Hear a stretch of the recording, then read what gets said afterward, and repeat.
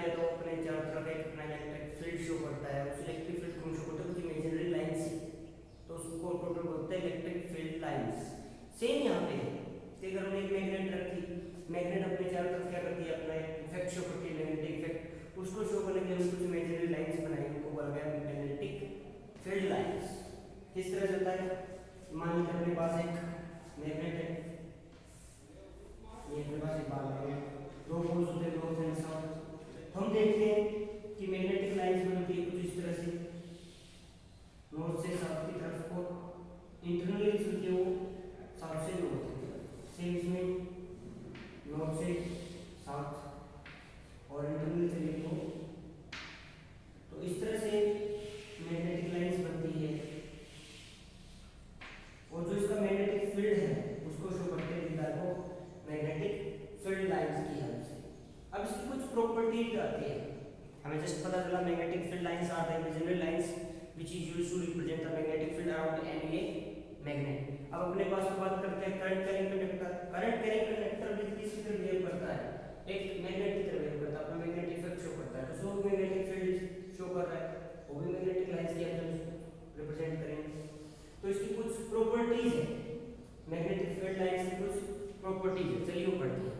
First property, magnetic field lines always exist in a closed loop या closed path में show होती है, कभी भी वो ओपन नहीं रहती, मींस हमेशा क्लोज। जैसे हमने इलेक्ट्रिक फील्ड लाइंस में पढ़ा, वो पॉजिटिव से स्टार्ट होता है, नेगेटिव पे खत्म होता है, लेकिन यहाँ पे खत्म नहीं होता, एक क्लोज पाथ के अंदर चलता रहता है। नोड से स्टार्ट नहीं हो रहा, नोड से कमिंग आउट हो रहा है, बाहर निकल रहा है, साउथ में एंटर कर रहा है। देखिए नॉर्थ से बाहर निकल रहा है, साउथ के अंदर एंटर कर रहा है और इंटरनली भी चल रहा है। इट मींस वो एक क्लोज पाथ में है। क्या है वो? क्लोज पाथ में। हम बोलेंगे, ये नहीं बोलेंगे इसको कि magnetic field line starts from north and ends eight south. जैसे हम इलेक्ट्रिक फील्ड लाइंस में बोलते थे कि अपने पास electric field line starts from positive charge and ends at negative charge, but यहाँ पे बोलेंगे कि magnetic field lines coming out from north pole and going into south pole, तो अंदर जा रही है, एंड नहीं हो रही है, तो magnetic field lines always exist in a closed loop. Second one जो भी मैंने बताया, हम बोलेंगे coming out from north and going in south. अब जो इसकी डायरेक्शन है, देखिए बाहर की बात करूं, आउटसाइड द मैग्नेट, तो इसकी जो डायरेक्शन है वो हमेशा नॉर्थ से साउथ की तरफ, आउटसाइड, और inside magnet south to north. Magnet के अंदर जो मैग्नेटिक फील्ड लाइंस है वो साउथ से नॉर्थ की तरफ फ्लो करती है, और आउटसाइड द मैग्नेट नॉर्थ से साउथ की तरफ फ्लो करती है। जो मेरे पास ये है देखो पता चलता है, इंटरनली क्या है, साउथ से north, externally north to south. अब जो मैग्नेटिक फील्ड लाइंस है ये रिप्रेजेंट करती है नेट मैग्नेटिक फील्ड, जो टोटल नेट मैग्नेटिक फील्ड बनता है उसको रिप्रेजेंट करती है, अलग अलग नहीं, ये नेट को रिप्रेजेंट करती है। नेक्स्ट वन, अगर अपने पास ये मैग्नेटिक फील्ड है, जिसमें किसी पॉइंट मुझे उसका मैग्नेटिक फील्ड निकालना है, तो उस पॉइंट के ऊपर हमें टेंजेंट ड्रॉ करें। मान लीजिए हमें इस पॉइंट के ऊपर क्या निकालना है, मैग्नेटिक फील्ड निकालना है, तो जो लाइन है यहाँ पे मैं उसके साथ एक टेंजेंट ड्रॉ करूंगा। ये टेंजेंट किसको रिप्रेजेंट करेगी, मैग्नेटिक फील्ड को, जिसको क्या बोलते हैं, डी। क्या बोलते हैं, डी।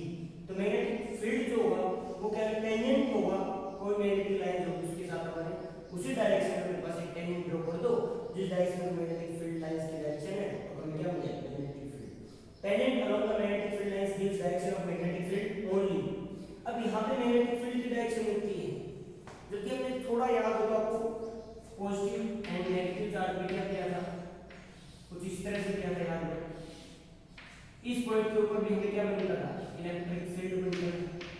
फोर्स क्या थी, याद कीजिए, force equals to Q into E, यानी जिस डायरेक्शन में ये उसी डायरेक्शन में फोर्स मिलता था। लेकिन यहाँ पे ऐसा नहीं है, यहाँ पे ऐसा नहीं है कि जिस डायरेक्शन में मैग्नेटिक फील्ड है उसी डायरेक्शन में फोर्स नहीं, मैग्नेटिक फोर्स उस डायरेक्शन में नहीं है, जबकि अपने इलेक्ट्रिक फील्ड के अंदर फोर्स एंड इलेक्ट्रिक फील्ड दोनों सेम डायरेक्शन में आते थे, F equals to Q into E होता था।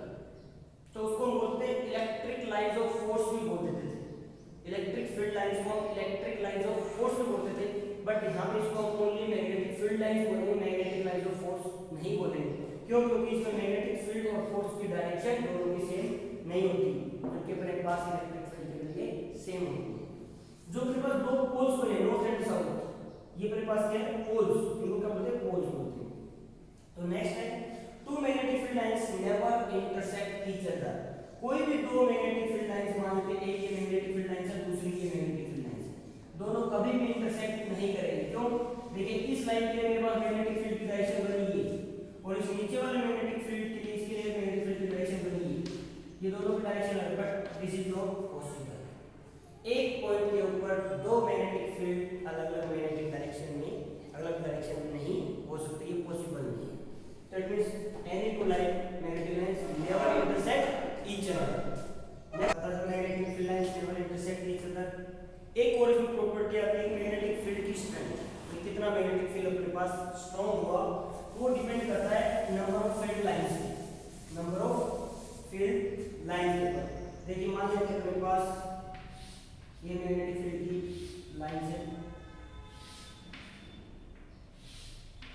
अब मैं इसमें दो पॉइंट लेते हैं, हमने एक पॉइंट लिया यहाँ पे, एक पॉइंट लिया यहाँ, ये पॉइंट बी, दोनों पे मैग्नेटिक फील्ड होगा, बट जो मैग्नेटिक फील्ड की स्ट्रेंथ होगी वो इस पॉइंट के ऊपर ज्यादा है, इस पॉइंट पे कम है, क्योंकि हमने पर्टिकुलर एरिया इसमें देखिए मैग्नेटिक फील्ड लाइंस कितनी है 4, इतने एरिया में यहाँ पे मैग्नेटिक फील्ड लाइंस कितनी है 2। तो जहाँ पे जितनी ज्यादा मैग्नेटिक फील्ड लाइंस होगी वहाँ पे मैग्नेटिक फील्ड की इंटेंसिटी मींस स्ट्रेंथ उतनी ही ज्यादा होगी, और वाइस वर्सा, जहाँ कम उतनी मैग्नेटिक फील्ड की इंटेंसिटी भी कम, स्ट्रेंथ भी कम हो जाएगी। The high magnetic field lines density high magnetic field intensity and vice versa. Next आता है, अब हम बनाते हैं, जैसे हमने ये डायग्राम बनाया, इसमें हमने क्या बनाया, नॉर्थ साउथ बनाया और बनाया उसके में एक लाइन, मैं एक सेम ऐसा एक और बनाते हैं नॉर्थ एंड साउथ। अब इसके अंदर मैं मैग्नेटिक फील्ड लाइन बना रहा हूँ, इंटरनल नहीं बना रहा हूँ, सिर्फ एक्सटर्नल बना रहा हूँ।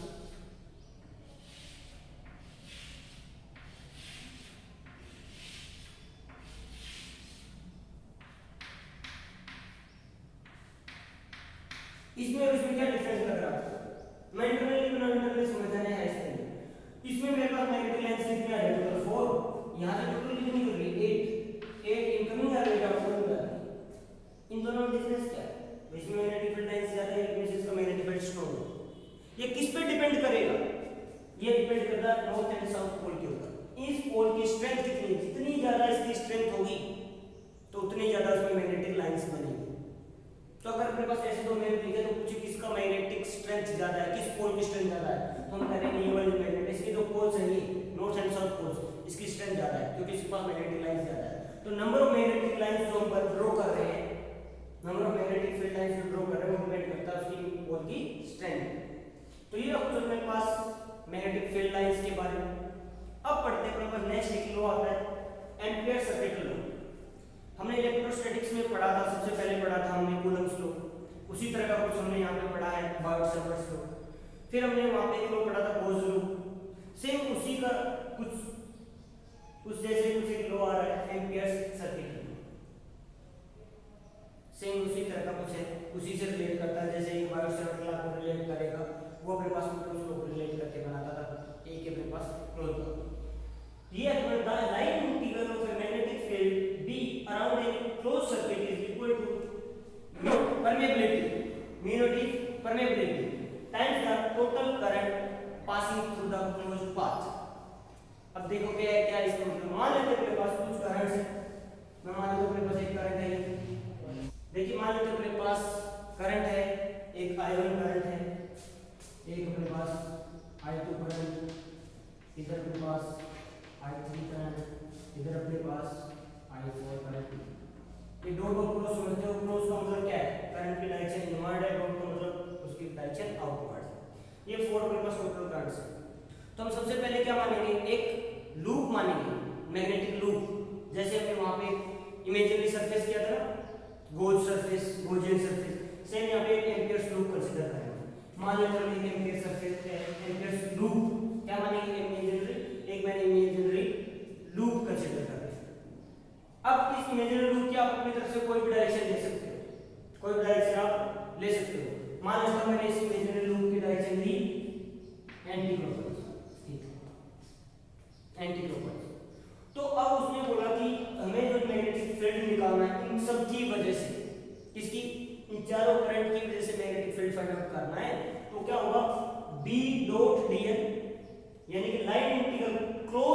Integral of a magnetic field equals to mu naught permeability, absolute permeability into I current passing through. ये आई कौन सा है? ये आई इनक्लोज्ड है, जो आपने कोई सरफेस माना उसके अंदर कितना करंट है, I1 और I2 कोई करंट नहीं, दोनों आउटसाइड है। बट यहाँ पे जो वैल्यू निकलेगी टोटल वो किसकी वजह से निकलेगी? इन सब की वजह से। जो मैग्नेटिक फील्ड फाइंड आउट होगा वो सब की वजह से निकलेगा। बट जो अपोजिट सरफेस इंक्लूड सॉरी अपना एम्पियर्स लूप कंसीडर करोगे उसके अंदर का करंट ये आई होगा इनसाइड वाला, इनसाइड वाला।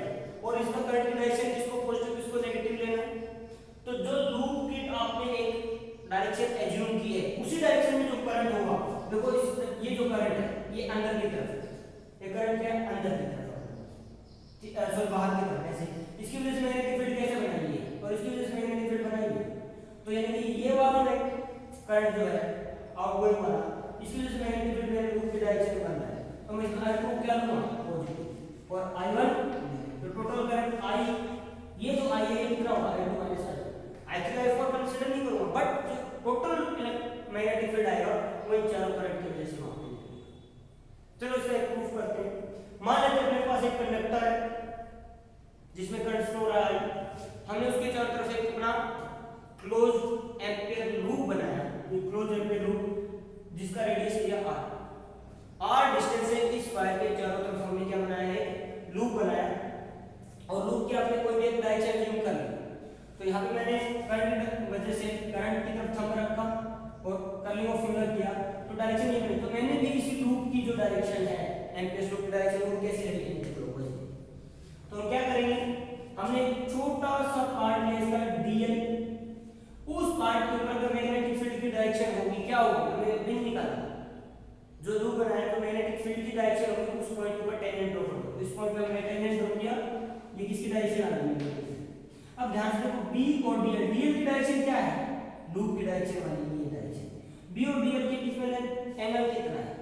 दोनों सेम डायरेक्शन में दिख रहे हैं, तो एंगल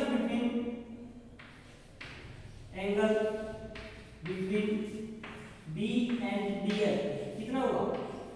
0 दिख रहे हैं दोनों सेम डायरेक्शन में।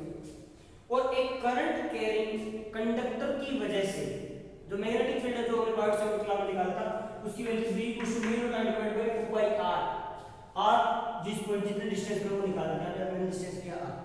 और मैग्नेटिक फील्ड देखो इस पे r डिस्टेंस है, ये भी r डिस्टेंस है, ये भी r, ये भी r, ये भी r, ये सिमेट्रिक है एक तरह से इस कंडक्टर के चारों तरफ। तो हर जगह मैग्नेटिक फील्ड क्या है? सेम, फिक्स है, कांस्टेंट है। तो b तो वेरी नहीं हो रहा तो उसका डिस्टेंस तो सेम है, mu naught I 2 pi r, I constant, mu naught constant, 2 pi r भी फिक्स है, तो b क्या है? बस कांस्टेंट। अब हमें निकालना b dot dl, b dot dl ये डॉट प्रोडक्ट क्या होगा? b dl cos theta, theta कितना आ गया? b और dl को 0, b dl 0 cos 0 equals to cos 0 का 1, तो अपने पास b dl का b डॉट dl की जगह लिख सकते b इनटू dl। चलिए अब ये वाला फॉर्मूला यूज करते हैं कि close integral b dot dl। अब b डॉट dl की जगह मैं b इनटू dl लिख सकता हूं, b dl। अब b क्या मेरे पास फिक्स है, कांस्टेंट है, इसको मैं बाहर लिख दूं, b अंदर हमने रखा dl। अब dl क्या है? क्लोज लूप के अंदर उसको हमें क्या करना है? क्या करना है? उसको इंटीग्रेट करना है। तो एक मैंने क्लोज लूप बनाया जिसका रेडियस r है, तो क्या होगा? इसकी लिमिट क्या होगी? 0 to 2 pi r, 0 to 2 pi r। b की वैल्यू यहां पे पुट कर देते हैं, क्या आएगा अपने पास? Mu naught I divide by 2 pi r। अब dl का क्या बनेगा? l, 0 to 2 pi r। चलिए mu naught I divide by 2 pi r, upper limit minus lower limit, 0 रखने की कोई जरूरत नहीं है, तो अपने पास क्या बचा? 2 पाई r। 2 पाई r से 2 पाई r कैंसिल, बचा क्या अपने पास? Mu naught I। देखिए ये तो प्रूव करना है कि b डॉट dl की वैल्यू क्लोज इंटीग्रेशन में म्यू नॉट I के बराबर होती है। I कौन सा है? जो उसके अंदर इनसाइड है, उस लूप के अंदर इनसाइड है। तो ये क्या था अपने पास? प्रूफ ऑफ एम्पियर्स सर्किल कर लो। किस चीज को फाइंड आउट करने के लिए अपने पास किसी क्लोज पाथ के अंदर जो लाइन इंटीग्रल होता है मैग्नेटिक फील्ड का वो म्यू नॉट टाइम्स क्या होता है? Current inside that loop.